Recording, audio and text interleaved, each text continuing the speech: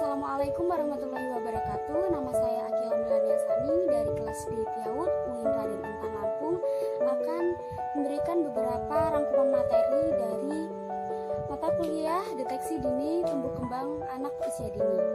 Yang pertama yaitu adalah definisi konsep tumbuh kembang anak.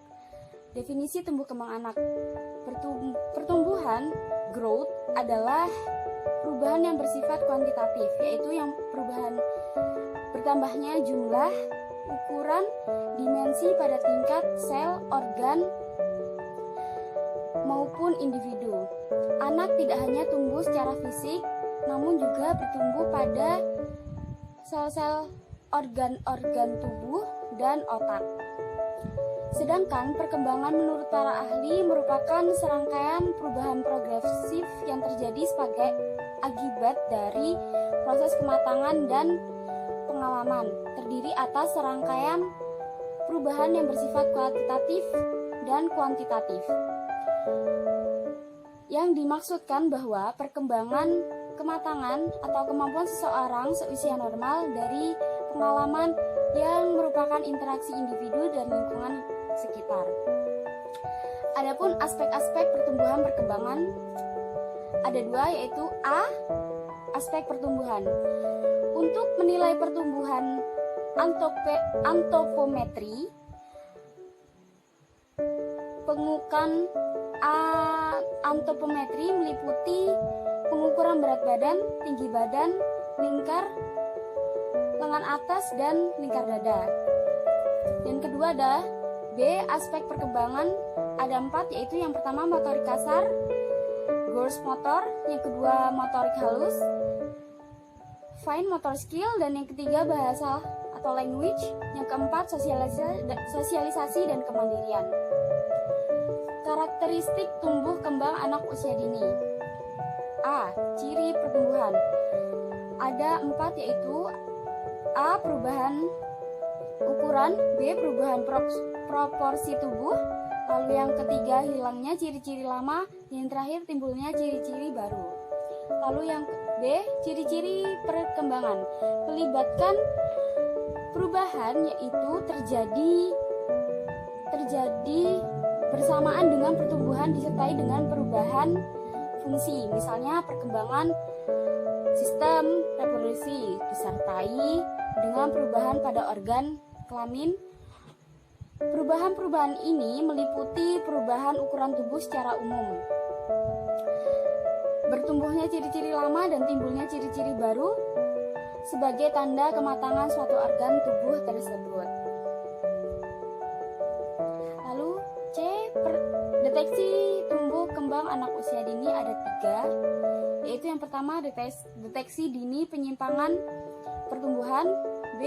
Deteksi dini penyimpangan perkembangan, lalu yang C. Deteksi dini penyimpangan mental, sosial, emosional. Lalu D. Optimalisasi tumbuh kembang anak usia dini. Tumbuh kembang anak sangat dipengaruhi oleh faktor perawatan dan pengasuhan anak yang baik.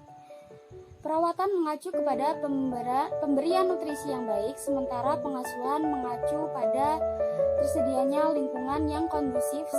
Secara anak yang baik dapat berfungsi sebagai stimulasi yang akan mengacu optimalisasi perkembangan seorang anak.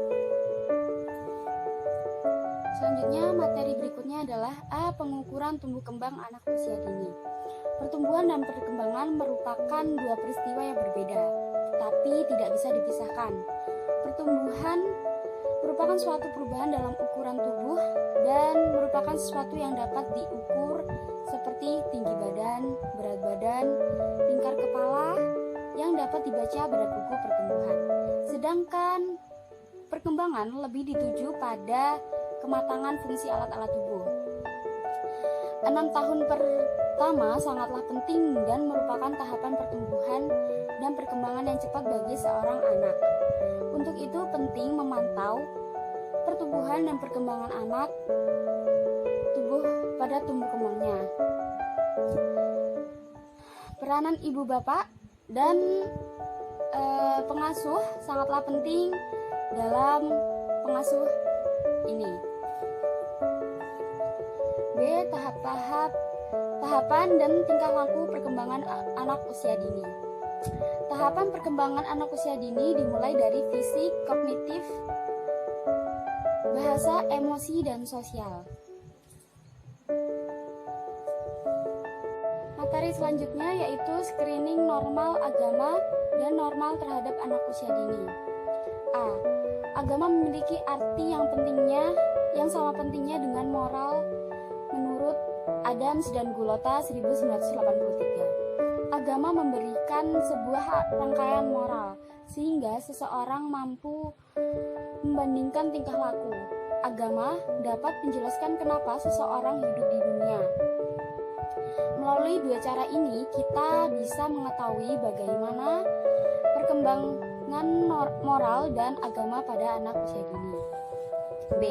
Moral perkembangan melalui norma sosial atau mengikuti cara yang dipakai oleh keluarga.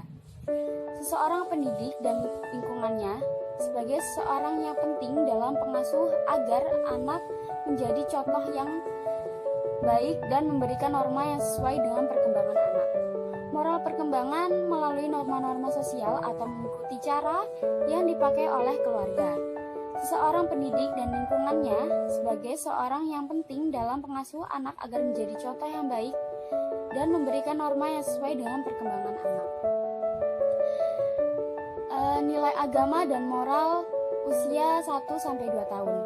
Ketika anak beranjak di usia 1-2 tahun, dalam perkembangan moral dan agamanya belum terbentuk, namun anak tersebut sudah bisa membaca bismillah sebelum makan. Yang kedua, nilai-nilai agama dan moral anak usia 3-4 tahun. Mengetahui perilaku yang berwawasan meskipun belum selalu dilakukan, seperti pemahaman perilaku baik benar salah, sopan dan tidak sopan, mengetahui arti kasih sayang kepada ciptaan Tuhan, mulai meniru doa pendek sesuai dengan agamanya. Dan yang ketiga adalah usia 5-6 tahun. Yang pertama, mengenal agama yang dianut. Yang kedua, mengerjakan ibadah. Yang ketiga, berperilaku jujur, penolong, sopan, hormat, sportif, dan lain sebagainya. Lalu yang keempat, mengetahui hari besar agama. Yang kelima, menjaga kebersihan diri dan lingkungan. Lalu yang keenam, menghormati toleransi agama orang lain. Materi selanjutnya yaitu tes screening kehamilan. Tes screening prenatal ialah serangkaian prosedur yang dilakukan oleh ibu hamil untuk mengetahui apakah bayi yang dikandungnya berpotensi lahir dengan kelainan bawaan atau tidak. Tes ini juga berguna untuk mengetahui kondisi kesehatan ibu hamil dan menentukan apakah ibu hamil memiliki resiko kehamilan secara prematur, sehingga membantu dokter untuk melakukan berbagai langkah preventif. Lalu ada screening trimester pertama. Yang pertama yaitu USG atau ultrasonografi. Pemeriksaan ultrasonografi atau USG di awal masa kehamilan biasanya dilakukan untuk menentukan umur kehamilan itu sendiri. Selain itu, USG juga berfungsi melihat kondisi fisik calon bayi secara keseluruhan, yakni kondisi tulang, detak jantung, maupun kelengkapan organ lainnya. Lalu yang kedua ada pengambilan sampel darah. Pengambilan sampel darah ini dilakukan rutin pada pemeriksaan kehamilan. Lalu yang ketiga ada tes urin. Yang keempat ada pap smear. Pap smear ini diperlukan jika ibu hamil belum pernah atau sudah lama tidak melakukan pemeriksaan ini. Pap smear dilakukan dengan mengambil sampel lendir atau cairan dari vagina untuk dicek apakah ibu hamil mengidap kanker serviks atau penyakit menular lainnya. Lalu yang kelima adalah chorionic villus sampling atau CVS. Lalu ada screening trimester kedua. Yang pertama yaitu tes darah, USG, tes glukosa, lalu yang keempat amnikontesis, lalu ada screening trimester ketiga. Grup B Streptococcus atau GBS. Lalu screening pasca kelahiran.